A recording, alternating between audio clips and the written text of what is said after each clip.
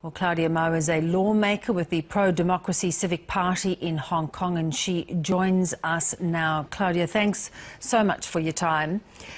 Thank you. What has been said so far about whether Beijing is expected to intervene in this case? Things are remaining very unclear.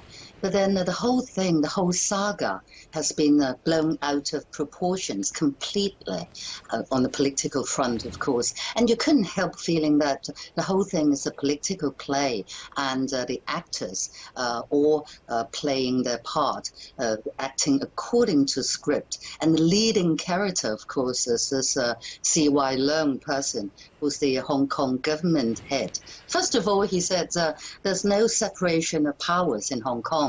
It's all executive-led in the society, which means he, as the chief executive, can take the legislature, the head of, to the court to challenge him on this oath-taking business. And then, in the middle of this court process, C.Y. Leung would even threaten the court by saying that, well, practically, there could be this reinterpretation or interpretation simply of the basic law, Hong Kong's mini constitution. And so they're not just trying to take down the legislature here, they're trying to take down the Hong Kong courts as well. Because essentially, they're telling Hong Kong judges, whatever you're ruling, if we don't like it, we can always take it to Beijing and have it vetoed. So that's the end of Hong Kong? We don't know. That explains all the chaotic scenes you've been seeing. And when you talk about it going to script, do you feel the sense that this has been manipulated and orchestrated all along, and that these newly elected young candidates were never going to be allowed to take their seats? Is that the way you see it playing?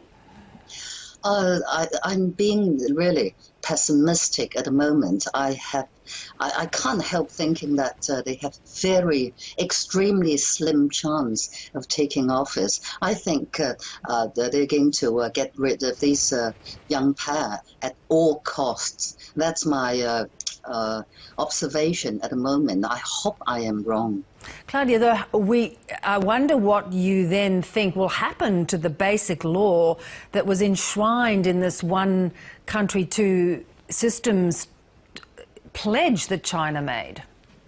Well, that's the most worrying part. I mean, if this happens, this threat can actually take place and be materialized, and it would become such a dangerous precedent. People like me, I got popularly elected, right? But then out at political events and so on, I might have, and I could have, shouted slogans like, down with one-party rule, and that's against China's national constitution. The national thing. And if this is going to work like that from now on, people like me can easily be disqualified as well. And that's very worrying. We have to fight back, and we have to pluck the dike. How do you do that, though? I mean, of course, at the very basic is the challenge to C.Y. Leung, and it's not likely that's going to be a very tough thing to remove him or to have his position of authority challenged.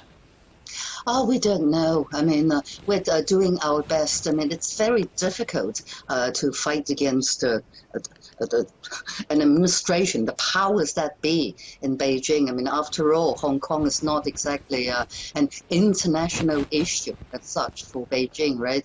But we always tell ourselves we have to fight. We may not get what we want, but if we don't fight, we definitely won't get what we want. Very well put. Thanks, Claudia, as always.